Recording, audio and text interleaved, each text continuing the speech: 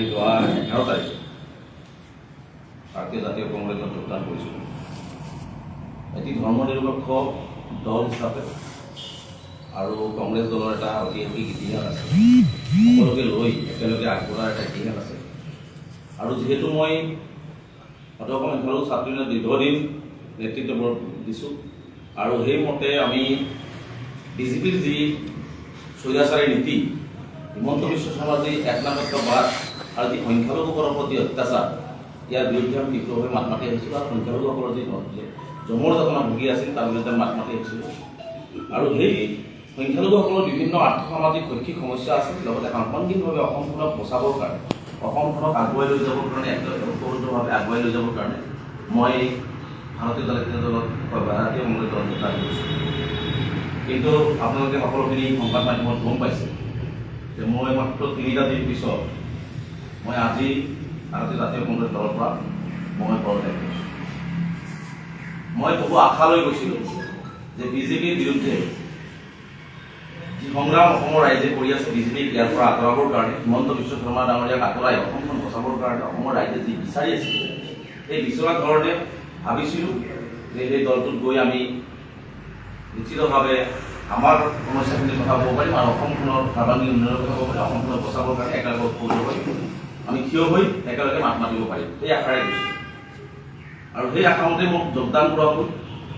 আৰু যোগদান কৰাৰ পিছত আপোনালোকে জানে, যোগদান কৰাৰ সময়ত মই এটি ভাষণ দিছিলোঁ আৰু এই ভাষণটোত একাংশ সংবাদ মাধ্যমতে হওক বা বিভিন্ন ব্যক্তিয়ে তাত এটা লাইনত কিছু আপত্তি দৰ্শালে। মোৰ লক্ষ্য আৰু উদ্দেশ্য আছিল সম্পূৰ্ণভাৱে যে শদিয়াৰ পৰা ধুবুৰীলৈকে, পাহাৰৰ পৰা ভৈয়া ব্ৰহ্মপুত্ৰ একেলগে আমি অসমখনক আগুৱাই লৈ যাব লাগে, সমন্বয় আৰু উন্নয়নেৰে। আৰু সেই লক্ষ্য আৰু উদ্দেশ্য ৰাখি মই বক্তব্য দিছিলোঁ যে সমন্বয় আৰু উন্নয়নেৰে আমি ধুবুৰী, শিৱসাগৰ, যোৰহাট, বৰাক, ব্ৰহ্মপুত্ৰ সকলোৱে মিলি আমি একত্ৰিত হ'ব লাগে। আৰু তাৰে এটা অংশ কোট কৰি মোৰ বক্তব্যৰ কিয়দাংশ মানে তেওঁলোকে বিকৃত ৰূপ দি পেলাই মোৰ যি শুদ্ধ মানসিকতা আছিল, কাৰণ মই এজন অসমীয়া হয়, মই এজন অসমৰ সন্তান হয়, ভাৰতীয় নাগৰিক হয়, গতিকে মোৰ এটা মনত আশা আছিল যে আমি সকলোৱে মিলিজুলি চলিব লাগে। হিমন্ত বিশ্ব শৰ্মা ডাঙৰীয়াৰ সাম্প্ৰদায়িকতাৰ যি অসমত বীজ ৰোপণ কৰি পেলাই অসমখন থান-বান কৰিব বিচাৰিছে, সেই থান-বান কৰা অসমখনক আমি পুনৰাই উদ্ধাৰ কৰি আমি একেলগে মিলিজুলি চলিব লাগে। সেই আশা আৰু সেই মনৰ ভাৱটো, মোৰ এটা শুদ্ধ অন্তঃকৰণৰ মনৰ ভাৱটো মই প্ৰকাশ কৰিছিলোঁ। তাতে হয়তো প্ৰকাশ কৰাত আৰু বহলকৈ প্ৰকাশ কৰিব পাৰিলোহেঁতেন, কিন্তু মই ৰাজনৈতিক পথাৰত সেইদিনাখন মোৰ প্ৰথম ভাষণ আছিল, হয়তো সেই বক্তব্যখিনি আৰু অলপ ভালকৈ যদি প্ৰকাশ কৰিব পাৰিলোহেঁতেন, হয়তো এই কথাবিলাক বা বিভিন্নজনে আপত্তি নৰখালেহেঁতেন। তথাপিতো মই সেই কথাখিনিত কোনো ধৰণৰ নেগেটিভ চেঞ্চত লোৱা নাছিল। মোৰ যদি তেনেকুৱা কোনো মনোবৃত্তি থাকিলেহেঁতেন, মোৰ যদি তেনেকুৱা কোনো বেয়া মনোভাৱ থাকিলেহেঁতেন, তেনেহ'লে মই এই ধৰ্মনিৰপেক্ষ কংগ্ৰেছ দলত মই যোগদান নকৰি মই বেলেগ দলতো যোগদান কৰিব পাৰিলোহেঁতেন।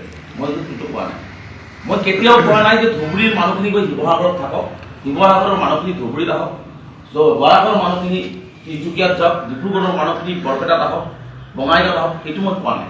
যোনে য'ত আছে, যাৰ যি জিলাখনৰ আছে, ঐতিহাসিক সম্বল আছে, ভাষা সংস্কৃতি আছে, কলা কৃষ্টি আছে, সেইখিনি থাকিবই। কিন্তু আমি যদি সকলোৱে মিলিজুলি আমি এখন অসম বনাব লাগিব, যিখন অসমত প্ৰত্যেকখন জিলা, প্ৰত্যেকখন ঠাই সমন্বয়ন, সমমৰ্যাদা, সমবিকাশ হ'ব আৰু সমন্বয়েৰেহে আমি আগবাঢ়িব লাগিব। সেই কথাটোকে মই বুজাব গৈছোঁ আৰু সেই কথাটোৱে মই মনৰ ভিতৰত প্ৰকাশ কৰিছোঁ। কিন্তু যিহেতু সেই কথাটোলৈ বিতৰ্ক হ'ল, বিতৰ্ক হোৱাৰ পিছত বহুতে মনত দুখ পোৱা বুলি মনত কৰিলোঁ। মই দীৰ্ঘদিন জাতীয় সংগঠন কৰিছোঁ, 20 বছৰ জাতীয় সংগঠন কৰিছোঁ। মানুহৰ মনত দুখ পোৱা বা আৱেগ প্ৰকাশ কৰা, আৱেগ যেতিয়া হয়, সেই আৱেগক মই প্ৰাধান্য দিব লাগিব আৰু সেইখিনি জ্ঞান মোৰ আছে। আৰু মানুহৰ সেই দুখ পোৱা আৱেগখিনিক মই প্ৰাধান্য দি পেলাই মই মোৰ সেই লাইনটো মই উদ্ৰ কৰিছোঁ। মই মোৰ লাইনটো উদ্ৰ কৰিছিলোঁ যে মোৰ কথাখিনি যদি আপোনালোকে, মোৰ উদ্দেশ্য এইটো হওক, মোৰ উদ্দেশ্য ভাল আৰু মোৰ কথাখিনি আছিল এইটো। গতিকে তেনেকুৱা ক্ষেত্ৰত আপোনালোকে যদি তথাপিতো মনত দুখ পাইছে, মই সমগ্ৰ অসমবাসী ৰাইজৰ ওচৰত দুখ প্ৰকাশ কৰিছোঁ। মোৰ লাই সভাপতিয়ে প্ৰথম দিনাও তেওঁ উত্তৰ দিলে, দ্বিতীয় দিনাও উত্তৰ দিলে, দ্বিতীয় দিনাও উত্তৰ দিলে, তাৰপিছত আকৌ দ্বিতীয় দিনাও বিৰোধী দলৰ দলপতি দেৱৰ শইকীয়াই উত্তৰ দিলে। মই তাত ক'বলগীয়া একো নাই। যিহেতু মই দলত জইন কৰিছিলোঁ, দলৰ নীতি আদৰ্শ মই মানি, দলৰ ক্ষতি নোহোৱাকৈ, দলে বিপদত নপৰাকৈ মই সকলোখিনি কাম মই কৰিছোঁ। মই মোৰ শুদ্ধ অন্তঃকৰণেৰে সমন্বয় আৰু মানে মিলাপ্ৰীতিৰে উন্নয়নেৰে এখন বৰ অসম কৰাৰ কথা কৈছিলোঁ। তাৰ পিছতো যিহেতু মানুহে এইটো লৈ প্ৰতিক্ৰিয়া প্ৰকাশ কৰিছিল, তাৰ পিছতো কিছু সংবাদ মাধ্যমত মানে সেইটো অলপ বিকৃতিৰ ওপৰত প্ৰকাশ কৰিছিল, যাৰ কাৰণে মই সকলোখিনি মানি দলৰ স্বাৰ্থত কাৰো মাজত মনত দুখ নাথাকক, ভাঙনমুখী পৰিৱেশ সৃষ্টি নহওক, তাৰ কাৰণে যাৱতীয় কৰণীয় কাম মই সম্পূৰ্ণভাৱে কৰিছোঁ। সেইখিনিলৈকে মই ঠিকে আছোঁ। তাৰপিছত মই যেতিয়া প্ৰতিক্ৰিয়াবিলাক চলি থাকিল, পিছদিনাখন তাৰপিছত আকৌ দেখিলোঁ পিছদিনাখন ৰাতিপুৱা দেখিলোঁ ভয়ানকভাৱে মুখ্যমন্ত্ৰী হিমন্ত বিশ্ব শৰ্মা ডাঙৰীয়াই যি ধৰণে দুদিন মোক লৈ বিভিন্ন ধৰণে তুচ্ছ তাচ্ছিল্য মিয়ালেণ্ড, এটা সংবাদ মাধ্যমত ক'লে যে মিয়ালেণ্ড বনাব খুজিছোঁ। মোৰ বক্তব্যত মই কেতিয়াবা মিয়ালেণ্ডৰ কথা কৈছোঁ, মিয়ালেণ্ডৰ কথা মুখ্যমন্ত্ৰীয়ে কৈছে। মুখ্যমন্ত্ৰীয়ে ভাগ কৰিছে, মুখ্যমন্ত্ৰীয়ে